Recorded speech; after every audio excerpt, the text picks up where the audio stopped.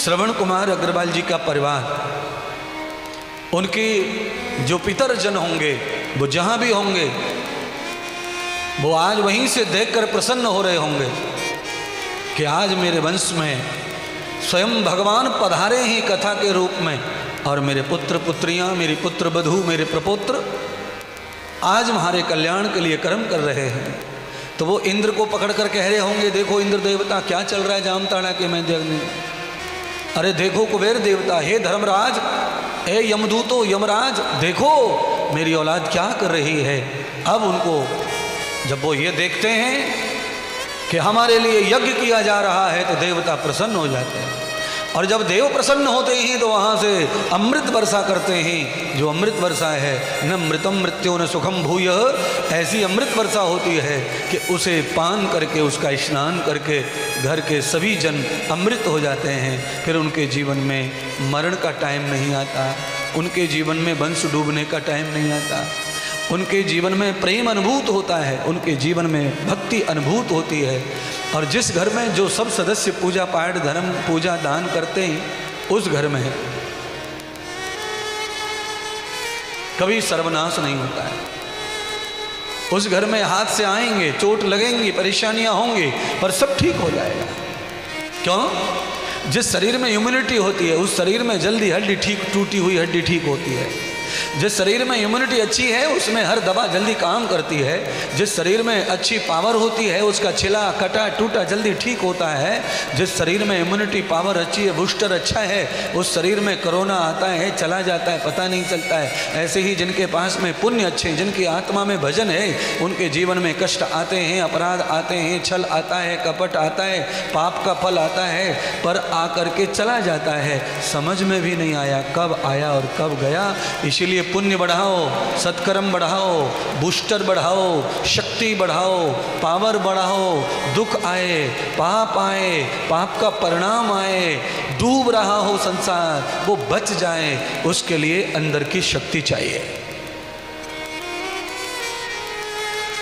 आप लोग विज्ञान समझ में आया आपको? विज्ञान मेरा प्रवचन का मैं ये कह रहा हूं, जिस शरीर में इम्यूनिटी होती है उसमें दवा अधिक काम करती है। जिस शरीर में इम्यूनिटी वीक हो जाती है उसमें दवा नहीं काम करती है, उसमें दवा फेल हो जाती है। जिनको इम्यूनिटी नहीं थी उनको कोरोना का इंजेक्शन काम नहीं किया, लोग मर गए। आज भी कई लोग टूटे पड़े हैं, नहीं ठीक हुआ हड्डी, और कई लोग ठीक हो गए। 4-5 जगह से टूट गया था एक्सीडेंट में। तो कारण वही है, बॉडी इम्यूनिटी। बॉडी का मतलब आत्मा भी बॉडी है, सूक्ष्म स्थूल कारणम भावांतम।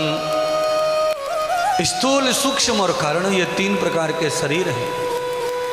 स्थूल शरीर जो है वो आहार से चलता है, सूक्ष्म शरीर भजन से चलता है, और कारण शरीर आचरण से चलता है। आचरणम कृतम ध्यानश्च युक्ताम ये गेर युक्तम न परिभूत ब्रूयाम।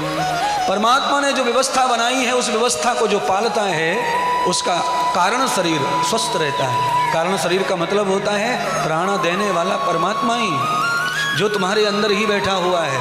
फिर भी हम इधर उधर वहाँ खोज रहे हैं उसे, और है अंदर। आत्मरूप शरीर माने सूक्ष्म शरीर जो भजन से चलता है, उसका भोजन ही भजन है। बोलिए, बादाम खा करके आत्मा पुष्ट नहीं होती, दूध पीकर आत्मा पुष्ट नहीं होती, दंड बैठक लगाकर आत्मा पुष्ट नहीं होती। कौन पुष्ट होता है? छिप जल पावक गगन समीरा। अग्नि जलवायु पृथ्वी से जो शरीर बना है वो व्यायाम से पुष्ट रहता है, आहार से पुष्ट रहता है। आहार से बीमार पड़ता है, आहार से ही स्वस्थ होता है। आहार बिगड़ जाएगा बीमार हो जाएगा, आहार सही हो गया सही हो जाएगा। क्यों? क्योंकि ये आहार का ही, व्यवहार का ही शरीर है। मांस हज्जी, मांस मज्जा हड्डी रक्त वाला जो शरीर है वो वही है। तो इसका ध्यान रखो, आहार पर निर्भर रहकर अनुकूल भोजन करो। पेट भर कर भोजन मत करो कभी जिंदगी में। ये सौगंध खा लो आज पंडाल में टीवी पर बैठकर कि पेट भर के भोजन नहीं करना। जो पेट भर के भोजन करते हैं उनका शरीर शीघ्र बीमार पड़ता है। क्षिप जल पावक गगन शमीरा। क्यों? भोजन का मतलब एक है मिट्टी तत्व। अगर मिट्टी तत्व आपने ज़्यादा भर लिया पिंड में तो फिर अग्नि तत्व शांत हो जाएगा, और अग्नि तत्व शांत होने पर भोजन पाचन रुक जाएगा, और पाचन रुका तो अंदर से अपान वायु पैदा होगी, तूफान सा पैदा होगा जो पेट फुला देगा, एसिडिटी बना देगा, माथे में दर्द पैदा कर देगा। क्यों? याभ्यांतम त्वया दर्शिताम। अच्छी पढ़ाई का यही तो फायदा है कथा में। केवल कथा से पुण्य कमाने के लिए आए पांडाल में और पुण्य कमा के चले जाएं, और अस्थमा की वजह से धाई धाई करते रहें, क्या फायदा है कथा सुनने का? पुण्य कमाने से अस्थमा ठीक नहीं हो जाएगा। उसके लिए शरीर को ठीक करना, स्थूल को। महर्षि पतंजलि कहते हैं भजन करना है, मुक्ति करनी है, कोई उन्नति करनी है, किसी भी प्रकार का विकास करना है, दुनिया में यश कमाना है, दुनिया में जय जयकार करवानी है, तो तुम्हारा शरीर अच्छा होना चाहिए, स्वास्थ्य अच्छा होना चाहिए, तुम्हारा स्थूल काया अच्छी होनी चाहिए। अगर तुम्हारी काया डामाडोल हो रही है तो उसमें रहने वाली आत्मा कभी स्वस्थ नहीं रह सकती, उसमें रहने वाला परमात्मा मस्त नहीं रह सकता। रात्रि सोते समय बारिश में घर चुचा रहा हो, बिस्तर के ऊपर टपका पड़ रहा हो, तो बिस्तर में सोने वाला कैसा महसूस करेगा? अंदर ही अंदर बता दो, हम समझ जाते हैं। सोने वाले आदमी के ऊपर छत में से पानी टपक रहा हो और बिस्तर पर गिर रहा हो तो आदमी क्या करेगा, कैसा सोच रहा होगा? सीधा है, सारे लोग मिलकर बोले, मैंने शास्त्री जी का नाम लिया, ठीक है, आप लोग भी बोल सकते हैं। एक स्वर में कह दो कि वो बहुत परेशानी महसूस करेगा, उसको बिल्कुल चैन नहीं पड़ेगा। क्यों? क्योंकि स्थूल जो चीज़ है वो खराब हो गई है, प्रकृति खराब कर रही है। बारिश आई, पानी टपकने लगा और उसका शरीर बेचैन हो गया, और शरीर बेचैन हुआ तो किसको राम नाम याद आता है? फिर किसी को नहीं। इसीलिए महर्षि पतंजलि योग शास्त्र में कहते हैं कि आहार शुद्धो शुद्ध शुद्धो सत्य शुद्धो ध्रुव स्मृति। अगर स्मृति ध्रुव है, पवित्र है, तो वो तभी है तब आहार अच्छा हो।